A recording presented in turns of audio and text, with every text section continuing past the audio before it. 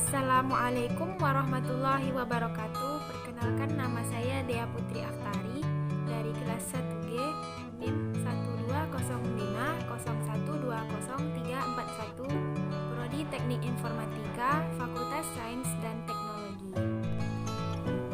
Baiklah, pada video kali ini saya akan menjelaskan tentang ringkasan bab 5, kaidah umum penulisan karya tulis.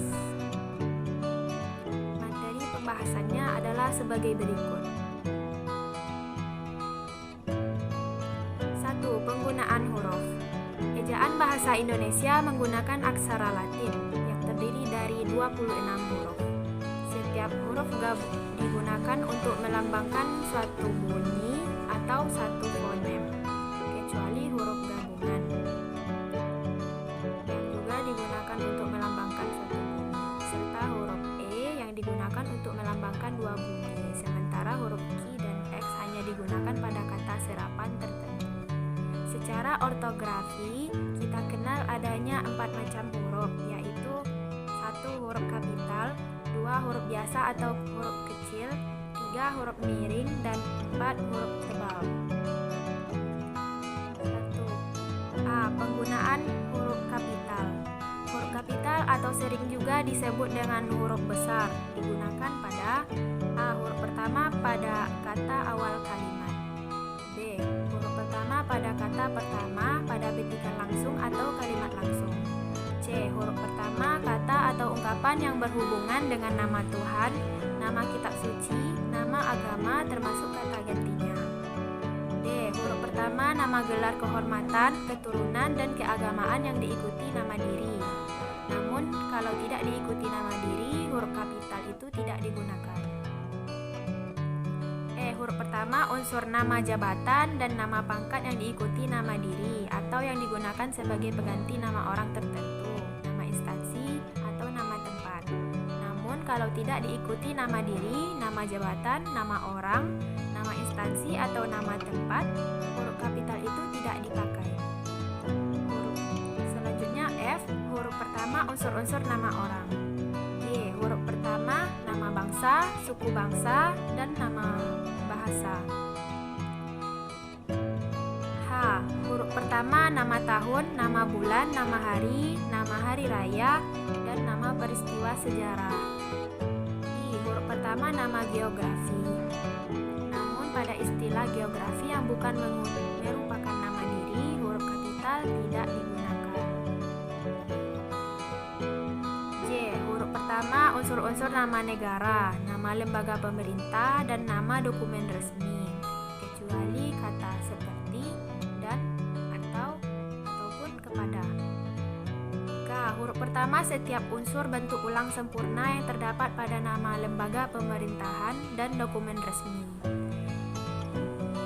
L. Huruf pertama semua kata di dalam nama buku, majalah, surat kabar, dan judul karangan, kecuali kata di, ke, dan yang,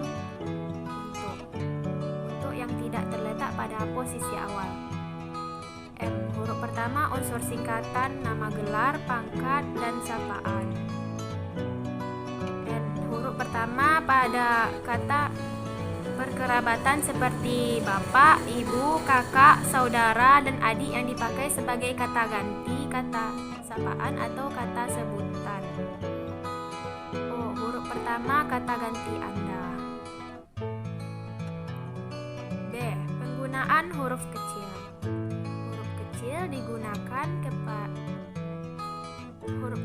digunakan pada tempat yang tidak menggunakan huruf kapital. C. Penggunaan huruf miring. Huruf miring digunakan untuk A. Menuliskan nama buku, nama majalah, dan nama surat kabar yang dikutip dalam tulisan. B. Menuliskan istilah ilmiah dan kata atau ungkapan asing yang ejaannya belum disesuaikan. C. Menuliskan kata-kata yang dianggap belum baku. D. Menuliskan kata atau huruf yang dianggap penting dalam sebuah teks. D. Penggunaan huruf tebal. Penggunaan huruf tebal belum atau tidak diatur dalam pedoman ejaan yang disempurnakan. Tetapi tampaknya huruf tebal digunakan pada kata-kata yang dianggap penting dalam tulisan tulisan tangan atau ketikan manual, kata-kata yang akan dicetak tebal diberi 2 garis bawah. 2. Penggunaan angka dan lambang bilangan. Dalam sistemik ejaan bahasa Indonesia dikenal dengan adanya 2 macam angka, yaitu angka Romawi dan angka Arab. A. Angka Romawi. Angka Romawi lebih banyak memakan tempat daripada angka Arab. Misalnya untuk menuliskan 18, angka Romawinya yaitu X, I, I. Oleh karena itu, maka angka Romawi hanya digunakan untuk menyatakan nomor atau bilangan yang tidak banyak seperti bab pada buku atau nomor jalan. Angka Romawi dapat menyatakan bilangan bertingkat atau ordinal dan juga bilangan biasa atau kardinal.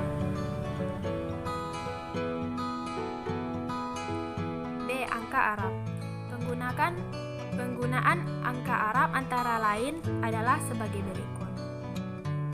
Angka Arab digunakan untuk menyatakan ukuran panjang, berat, luas, dan isi.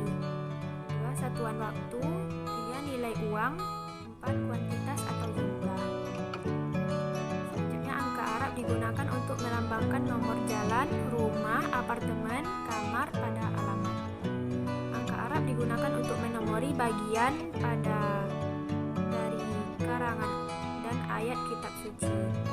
Angka Arab sebagai lambang bilangan yang mendapatkan akhiran an ditulis.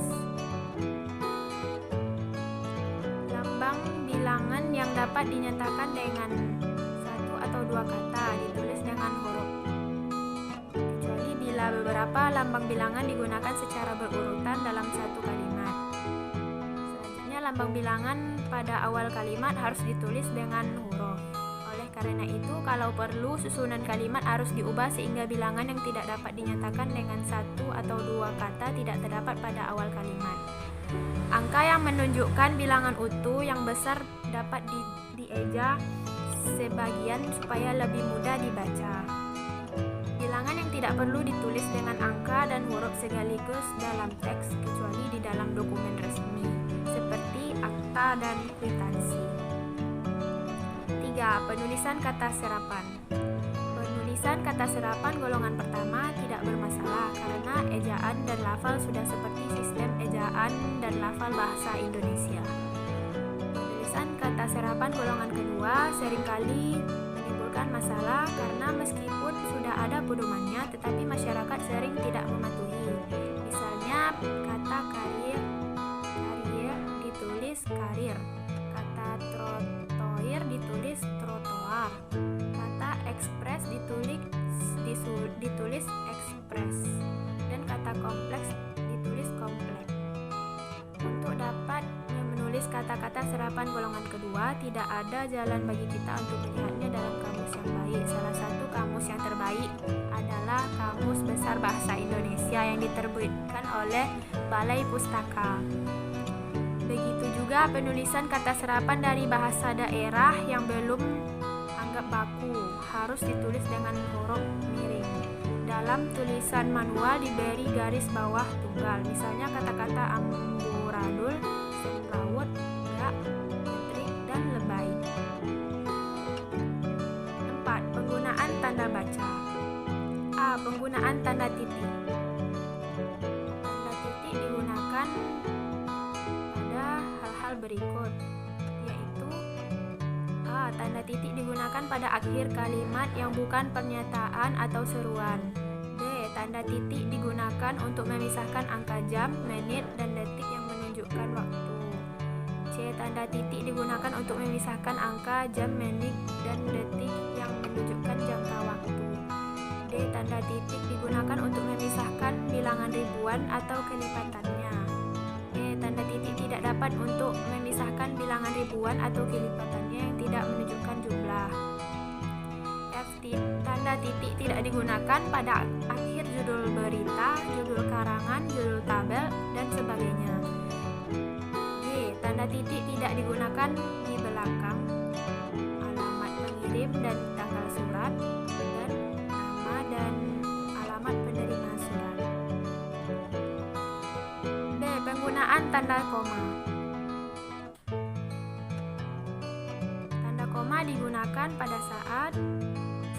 Digunakan di antara unsur-unsur dalam suatu perincian dan pembilangan. 2. Digunakan untuk memisahkan bagian kalimat setara yang satu dari bagian kalimat setara yang lainnya yang didahului oleh konjungsi seperti tetapi dan melainkan. 3. Digunakan untuk memisahkan anak kalimat dari induk kalimat bila anak kalimat itu mendahului induk kalimat. 4. Digunakan di belakang kata atau ungkapan penghubung antar kalimat yang terdapat pada awal kalimat seperti jadi, oleh karena itu, akan tetapi, maka, dan sebagainya. 5. Digunakan di belakang kata seruan seperti oh, nah, aduh, ya, alangkah, dan kasihan di dalam sebuah kalimat. Digunakan untuk memisahkan petikan langsung dari bagian lain dalam kalimat. 7. Digunakan di antara nama orang dan gelar akademik yang mengikutinya untuk membedakan dari singkatan nama diri, nama keluarga, atau marga. 8. Untuk di muka angka persepuluhan atau di antara rupiah dan sen yang dinyatakan dengan angka. 9. Digunakan untuk mengapit keterangan tambahan atau aposisi yang sifatnya tidak membatasi. 10. Dapat digunakan untuk menghindari salah baca dan salah paham di belakang keterangan yang terdapat pada awal kalimat. 11. Tidak digunakan untuk memisahkan petikan langsung dan bagian lain yang mengiringnya dalam kalimat jika petikan langsung itu berakhir dengan tanda tanya atau tanda seru. C. Penggunaan tanda titik koma. Tanda titik koma dapat digunakan untuk memisahkan bagian-bagian kalimat yang sejenis dan setara. Misalnya, ayah membaca koran di ruang tamu. Titik koma, ibu sibuk di dapur. Titik koma, adik mengerjakan PR. Titik koma, saya sendiri asyik menonton televisi. Jika kita lihat di contoh tersebut, sebenarnya tanda titik koma itu tidak bisa diganti dengan tanda koma. D. Penggunaan tanda titik dua. 1. Digunakan pada akhir suatu pernyataan lengkap jika diikuti rangkaian atau pemarian. Misalnya kita sekarang memerlukan perabot rumah tangga. Titik 2. Kursi, meja, dan lemari. Namun bila rangkaian kata itu merupakan pelengkap objek yang mengakhiri pernyataan, tanda titik 2 itu tidak perlu digunakan. Misalnya kita memerlukan kursi, meja, dan lemari. 2. Sesudah kata atau ungkapan yang memerlukan pemberian. Misalnya ketua, Abdul Aziz, sekretaris Nyonya Sarbini, bendahara Nyonya Waluyo, tempat sidang gedung A, ruang 208, dan seterusnya. Baiklah, itulah tadi sedikit penjelasan dari saya. Mohon maaf atas segala kekurangan. Wassalamualaikum warahmatullahi wabarakatuh.